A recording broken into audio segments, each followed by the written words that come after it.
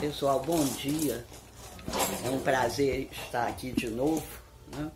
E o Wilter falou do capítulo 17 do Evangelho segundo o Espiritismo, não é? Sede perfeitos. Esse é um convite para nós todos, mas a partir do Espiritismo, já é uma convocação, né? A necessidade de procurarmos a perfeição. Conforme a gente vai diminuindo a nossa ignorância espiritual, nós vamos sabendo por que estamos aqui, mais uma vez. Para que estamos aqui? Justamente para evoluir. Apenas isso. Apenas essa tarefa, que é apenas, modo de dizer, é uma tarefa imensa, que nós vamos gastar inúmeras encarnações. A gente já vem, né, de forma inconsciente, evoluindo a algumas encarnações. Conforme a gente começa a ter mais consciência, talvez nós possamos fazer isso de forma melhor, de forma mais rápida. E quando o Wilter falou de pensamentos, nós às vezes esquecemos que tudo nasce no nosso pensamento, né? O pensamento é a motriz de tudo. Então, o pensamento é esse centro ao qual nós devemos nos dedicar, melhorar o padrão dos nossos pensamentos. Aí eu lembrei que dos meus netinhos estão numa escola muito interessante, e há tempos atrás, eles têm por volta de 3 anos, numa atividade fizeram um vulcão com a professora, confeccionaram um vulcão, e a professora disse que aquela lama que estava lá dentro do vulcão, querendo explodir, precisando explodir, são pensamentos ruins, são pensamentos que a gente alimenta dentro de nós e que, se não tratados, explodem. Em seguida, ela fez uma musiquinha muito bonitinha e os ensinou, toda vez que vierem maus pensamentos, a falarem: show pensamento de brigar, show pensamento de bater. Essa semana entrou uma barata na minha casa e um deles pediu ao avô, ao meu companheiro, para matar a barata. E ele sabe que não se mata nada, né? Nenhuma barata. E quando eu olhei, lembrando a ele, ele imediatamente falou: show pensamento de matar. Lição para todos nós, não é? Show pensamento de ressentir. Show pensamento de ser incoerente, show uma série de pensamentos que nós temos e que impedem a nossa evolução. Estamos matriculados no planeta Terra, essa nossa grande escola. Como toda escola, traz lições. E é sobre isso que nós vamos falar, sobre as lições humanas. Esse texto está num livrinho pequeno chamado Inspiração. Psicografia de Chico, pelo Espírito Emmanuel. Começa Emmanuel logo nos lembrando o óbvio, e que a gente não aprofunda. Estamos todos no mundo de provas e expiações. Quando a gente começa a estudar o Espiritismo, essa é uma das primeiras coisas que a gente grava, e a gente gosta de repetir, né? Estamos no mundo de provas e expiações. A Terra é o mundo de provas e expiações. E esquecidos o que quer dizer isso. Se a Terra é este mundo, é porque todos que estão nela precisam passar por esses processos, por provas e por expiações. Processos que sempre envolvem algum nível de dor. Quando eu entendo a naturalidade disso, a dor chega para mim como chega para todos, e eu não a dramatizo. Na verdade, nós não sofremos tanto pelo que nos acontece. A gente precisava escrever isso e todo dia ler. Nós não sofremos tanto pelo que nos acontece. Nós sofremos muito mais pelas interpretações infantis que damos ao que nos acontece. Quando ainda temos ilusão de que viemos aqui apenas para gozar a vida, como se diz, apenas para viver experiências felizes hoje no nosso conceito de felicidade. Estamos aqui para passar por provas e expiações, experiências muitas vezes dolorosas, mas que têm o objetivo de nos fazer avançar. Conforme eu vou entendendo isso, eu vou naturalizando esses processos, eles continuam chegando a mim, mas já não me machucam tanto. Eu não os dramatizo. A dor chega para mim e eu sei que ela chega para todos. A dor chega para mim e eu sei que não é momento de perguntar por que eu. É momento de perguntar para quê. Para que essa dor chegou a mim? Aí a gente vai lá no Livro dos Espíritos, na questão de número 785, quando Kardec pergunta aos seres de luz o que impede o nosso crescimento. Recebe como resposta o orgulho e o egoísmo que todos encarnados na Terra são banhados. Então eu estou aqui para evoluir, eu estou aqui para diminuir o orgulho e o egoísmo que carrego. Todos nós os carregamos. Se não fosse assim, não teríamos mais vibração necessária para estar aqui. E trabalhar orgulho e egoísmo dói a beça, né? A gente sabe. Quando a gente começa a refletir, como dói diminuir orgulho, diminuir egoísmo. Dói se eu não entendo, se eu se eu tenho a ilusão de que vim para o mundo de provas e expiações sendo uma exceção. Como sabemos que não somos, tratamos agora a dor de forma natural. Aí a gente vai ver no capítulo 5 do Evangelho segundo o Espiritismo, bem-aventurados os aflitos, o bem e o mal sofrer. Nós começamos a sofrer de forma benigna. Começamos a ter vontade de aprender com a dor. Sabemos que todos passam por momentos dolorosos. Sabemos que esse entendimento já faz a dor nos machucar muito menos. A pergunta é: para que esse processo doloroso chegou a mim? Que habilidades eu não tenho, que preciso me esforçar para ter, para passar melhor por esses momentos? Nós, mais velhos, podemos lembrar com tranquilidade, nesta encarnação mesmo, alguns momentos em que a dor foi maior. Primeira lição: sempre passa, tudo passa. Segunda lição: nós podemos agora olhar e ver que depois de um processo doloroso, nós saímos mais fortes, mais maduros, normalmente também mais humildes. Se a gente está cansado de sofrer, se a gente não quer sofrer mais tanto, é bom começar a trilhar a estrada da humildade e do serviço ao próximo. Aí a gente vai ver que a dor ainda nos chega porque ainda necessitamos dela, mas já não nos machuca simplesmente porque nós não a dramatizamos, porque nós lembramos que todos passam por processos dolorosos. Conforme vamos evoluindo, temos mais vontade de aceitar o convite do amor, que sempre chega antes. Aceitando o convite do amor, a dor chega cada vez mais tênue, cada vez mais leve. Nós, então, estamos na Terra, essa escola de aperfeiçoamento. Estamos na Terra, nós, agora, passando por essas provas, com o rascunho do Evangelho de Jesus na mão. Esse é o rascunho dado a todos nós para passarmos pela prova. Agora é preciso trazê-lo, não para a nossa cabeça, não para a nossa fala, mas para as nossas ações, por nossos pensamentos e por nossos sentimentos. Quando eu tenho pensamentos, sentimentos e ações ruins, eu agora paro de procurar no exterior o álibi ou os álibis que eu usava. Quando eu sei que tenho pensamentos, sentimentos e ações ruins, eu sei que preciso melhorá-los, pouco importa o exterior. A obra é íntima, a obra é individual e diariamente nesses exercícios nós vamos caminhando. Essas dores, então, que acontecem, na verdade, são as dores do parto do eu melhor, do eu evoluído. e é claro que sempre dói.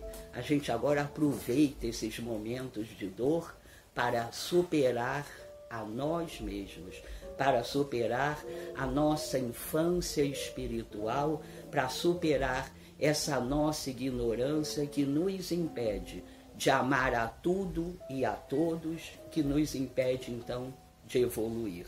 Nós sabemos agora que todos sofrem. Há momentos em que a dor é maior, há momentos em que ela é menor. Hoje, aqui nós, todos nós, passamos por algum nível de dor. Elas às vezes são dores leves, são pequenas angústias, pequenas ansiedades. Em alguns momentos da encarnação a dor é mais atroz, mas passamos sempre por algum nível desses processos, não porque Deus nos puna, porque Deus não pune a nenhum dos seus filhos, mas porque são esses processos as principais ferramentas de melhora espiritual. Naturalizando isso, vai ficando bem mais fácil trabalhar com a nossa realidade de crianças espirituais. Eu vou pedir desculpa toda hora, hoje eu tenho que beber água, viu? Sexta-feira eu estava muda, sem voz nenhuma. Naquele dia do Calvário, naquela tarde trágica do Calvário, ergueu-se uma cruz, a cruz onde foi crucificado o maior homem que pisou sobre a terra. Pergunta 625 do Livro dos Espíritos, quando Kardec pergunta àqueles seres se havia sido dado a nós algum exemplo a seguir. Recebe como resposta Jesus. Depois há uma outra explicação, mas a resposta é apenas Jesus. Basta isso, né? Para a gente entender, para a gente pensar bastante. Pois naquela tarde do Calvário ergueu-se uma cruz e crucificou-se a este homem, ao nosso maior irmão, nosso maior exemplo, o nosso Mestre Jesus. Mas nós muitas vezes esquecemos que Jesus não foi crucificado só. A cruz de Jesus era a cruz que foi erguida no meio. À direita e à esquerda de Jesus, outros 2 homens foram crucificados. Os 2 outros homens eram ladrões. Um deles, Gestas. Gestas passou aquelas horas daquele sacrifício, daquela dor terrível, imensamente revoltado. Contorcia-se na cruz, e esse fato de se contorcer na cruz piorava muito o seu sofrimento. Em determinado momento, ao olhar para Jesus, xingou imensamente Jesus, ficava ali naquele sofrimento atroz. Horas e horas, Gestas passou por isso. No outro lado estava Dimas. Dimas sabia porque estava ali sendo crucificado. Dimas havia também roubado durante toda a encarnação. Imediatamente tinha certeza do porquê sentia aquela dor, imediatamente ficava ali numa atitude de remorso, numa atitude de humildade, sereno, a dor não lhe doía tanto. A serenidade de Dimas era tão grande, seu sofrimento foi sendo amenizado. Em determinado momento, ele olha para a cruz de Jesus. E ao olhar para a cruz de Jesus, vê toda a luz do nosso Mestre. Nesse momento, a sua dor, que já era pequena, é amenizada, e ele começa a pedir perdão a Jesus e pedir a Jesus que quando partisse para a casa do Pai o levasse. Jesus imediatamente o perdoa, imediatamente, naquele sofrimento, Jesus o consola. Dimas, a partir desse momento, foi conhecido por todos nós como o bom ladrão. As horas foram passando e eram 3 cruzes, 3 dores totalmente diferentes. O sacrifício físico era o mesmo, mas a dor era imensamente diferente naquelas 3 cruzes. Na cruz de gestas, a gente vê a cruz da ignorância espiritual, da revolta, da não aceitação, da não aprendizagem. Na cruz de Dimas, a gente vê a dor que aprende, a dor que trabalha humildemente, a dor capaz de renovar espiritualmente. Você me perdoa. Na cruz do meio, nós vemos a dor que ilumina o mundo, a dor que é sentida apenas por amar indiscriminadamente.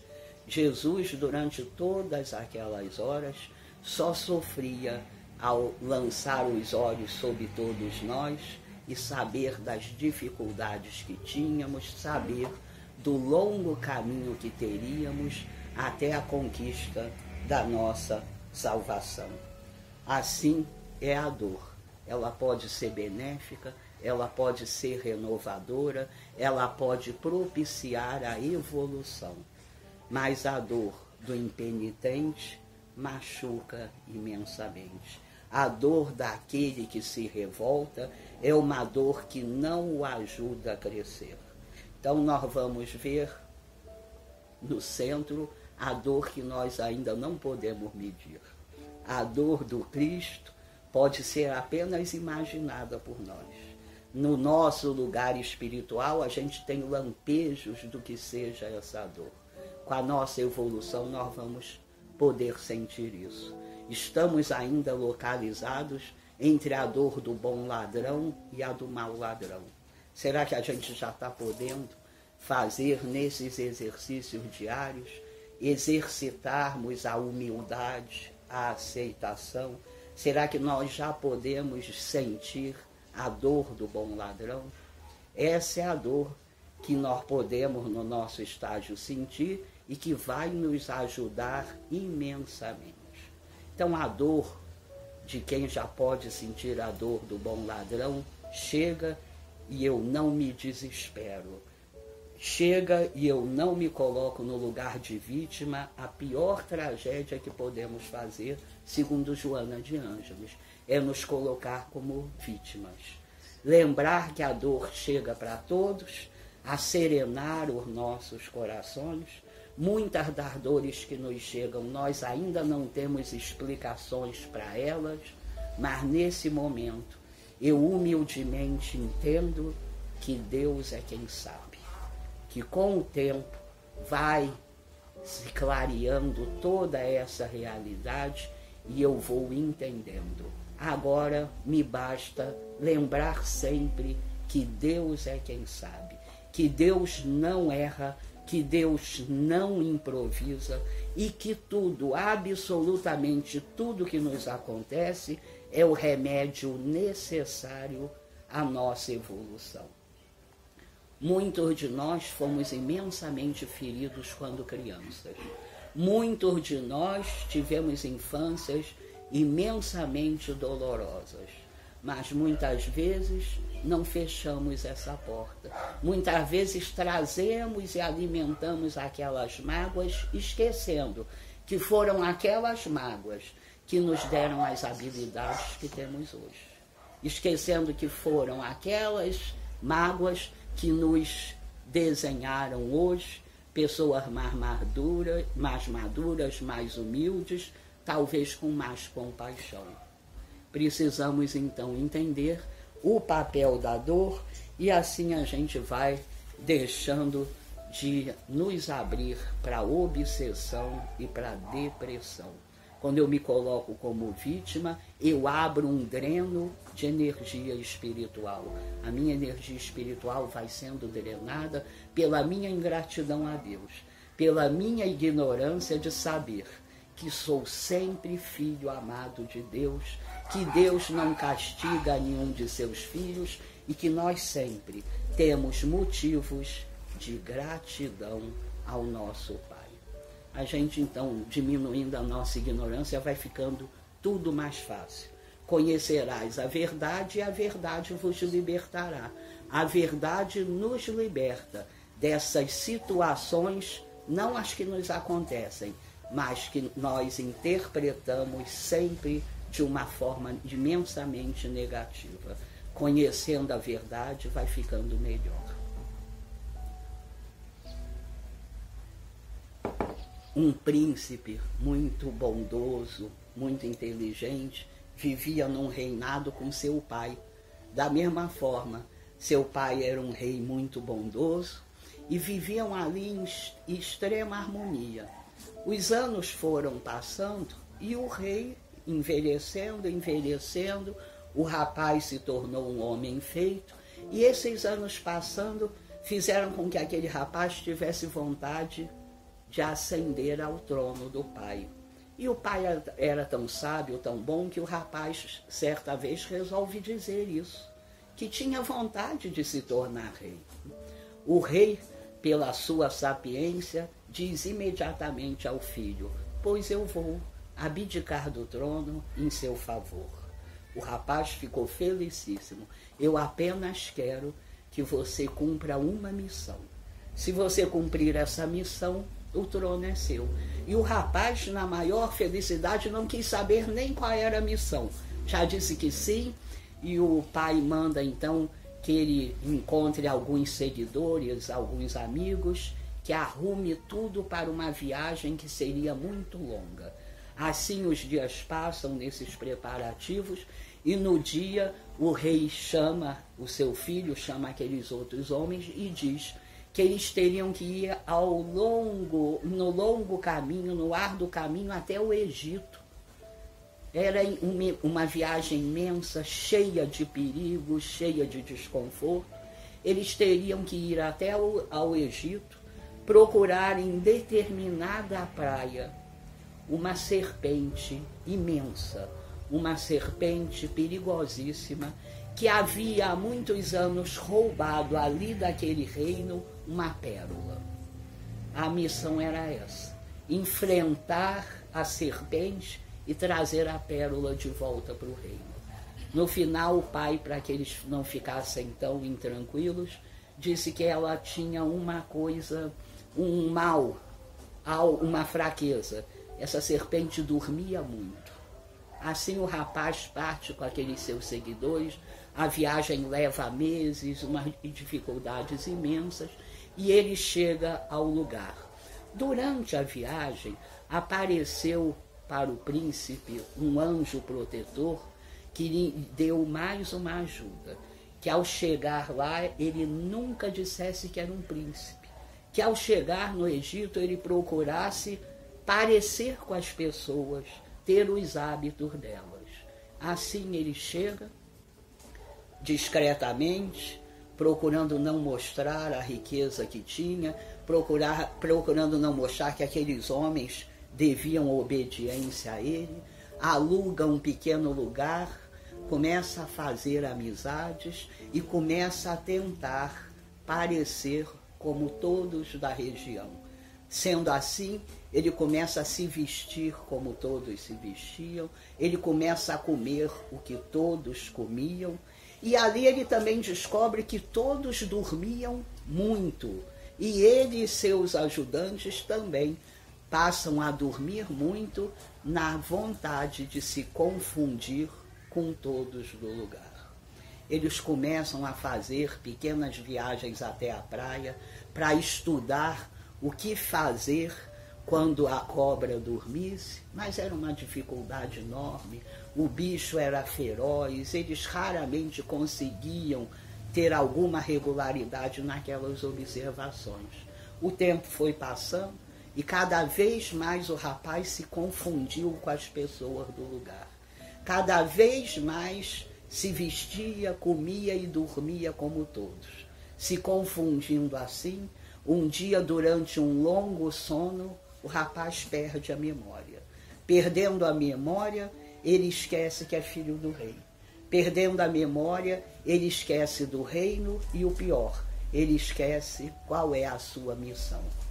Os anos passam e o rapaz, totalmente desmemoriado, totalmente esquecido do que importava. Mas o rei, que jamais esquece a nenhum dos seus filhos, um belo dia resolve mandar um socorro.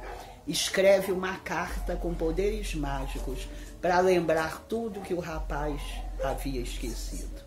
Na hora de mandar a carta, chama um mago do lugar que a transforma numa águia belíssima. E a águia vai voando até encontrar o rapaz. O encontra dormindo. E ao encontrá-lo dormindo, sussurra nos seus ouvidos tudo o que o rei queria. Lembrando quem era o reino, aonde estava o reino, lembrando quem era seu pai, lembrando qual era a sua missão. Nesse momento o rapaz acorda transformado. Parece que tudo que a águia havia dito já dormia no seu íntimo. De um golpe só, ele chega na cobra, corta sua cabeça, pega a pérola e pode voltar ao reino. A viagem de volta também é difícil, e ao chegar ao rei e entregar a pérola, quando o rapaz olha essa segunda vez para a pérola, entende que na verdade nenhum valor ela tinha, que na verdade o valor estava na viagem e na recordação de quem era seu pai, onde estava o seu reino, qual a sua missão. Essa história nos é contada para que apliquemos a nós também. Quantas vezes a gente vem aqui e esquece do reino, esquece do pai, esquece o que viemos fazer. Quando esse esquecimento toma conta do nosso dia a dia, é preciso que as lições cheguem. Não para nos punir, mas para entender que as pérolas, mesmo as chamadas verdadeiras, não têm valor algum. Que o que tem valor é a nossa essência.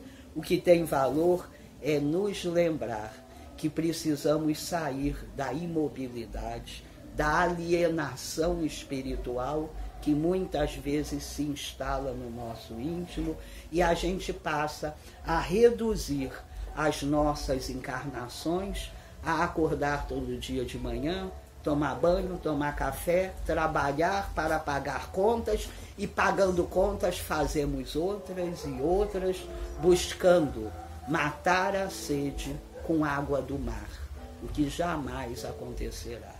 Nós jamais nos sentiremos plenos enquanto tomarmos água do mar, achando que vai matar a nossa sede. Então, na hora da dor, a gente começa a perguntar o que ela veio me ensinar. Que sacudida é essa que eu estou recebendo? Saí do rumo, preciso voltar. O que preciso mudar na minha vida, na minha encarnação, para que eu retome realmente o caminho da casa do Pai. A dor pode ser um abismo ou pode ser uma ponte. A dor é abismo quando eu mergulho nela e só vejo o meu sofrimento, esquecendo que ao meu redor sempre inúmeras pessoas sofrem muito mais. Quando eu enxugo minhas lágrimas e vou em direção a quem sofre mais, a minha dor deixa de me ferir. Por isso que fora da caridade não há salvação. Quando nós conseguimos esses pequenos gestos de caridade, ainda muito tímidos, os grandes privilegiados, os grandes atendidos, não são nunca aquelas pessoas que nos estendem a mão. Somos sempre nós. Então nós vamos voltando a isso e nós vamos lembrando que precisamos aprender com as lições. Eu só aprendo uma lição quando eu apresento algum tipo de mudança. Lembrar que estamos todos aqui para mudar. Nenhum de nós está pronto, nenhum de nós fez o que precisa, senão não estaríamos mais uma vez aqui. É preciso mudar. No Evangelho de Mateus, capítulo 18, item 3, versículo 3, a gente vai ver Mateus nos contando de um pequeno encontro de Jesus com seus apóstolos mais próximos. Jesus não está falando com aquelas multidões. Ele está falando apenas com meia dúzia de apóstolos. Aqueles homens que viviam dia e noite com Jesus. Aqueles homens que comiam, que dormiam, que viam tudo que Jesus falava e fazia. E Mateus nos diz que num momento Jesus chama aqueles homens. Alguns estão viajando, mas chama aquela meia dúzia que está com ele e lhes diz: em verdade vos digo que precisam todos vocês trabalhar os seus corações para que eles sejam puros, iguais aos das crianças. Na verdade, eu digo que se vocês não se comportarem, não sentirem como as crianças, não entrarão no reino de Deus. Vocês precisam se converter. Aqueles homens precisavam se converter, aqueles apóstolos. E aí nós entendemos que se converter é algo muito mais profundo. Não basta achar tudo bonito. Nós já achamos tudo que Jesus falou e fez bonito em muitas encarnações, como aqueles homens muitas vezes fizeram. É preciso caminhar mais. Aderir à doutrina do Mestre é achar tudo lindo, é se emocionar. É preciso se converter. É preciso trazer para a prática tudo o que Jesus nos disse. Quando a gente faz isso, a gente vai caminhando, a gente vai entendendo que o sofrimento é essa ferramenta de melhora e vai tendo a certeza que todo sofrimento tem data certa para acabar. A gente já não se desespera. Faz parte da nossa essência queda e ascensão. São dois processos, queda e ascensão. Quando eu vivo a queda, quando eu vivo esses momentos de dor, com serenidade, com aceitação, eu tenho o próximo passo, que é a ascensão.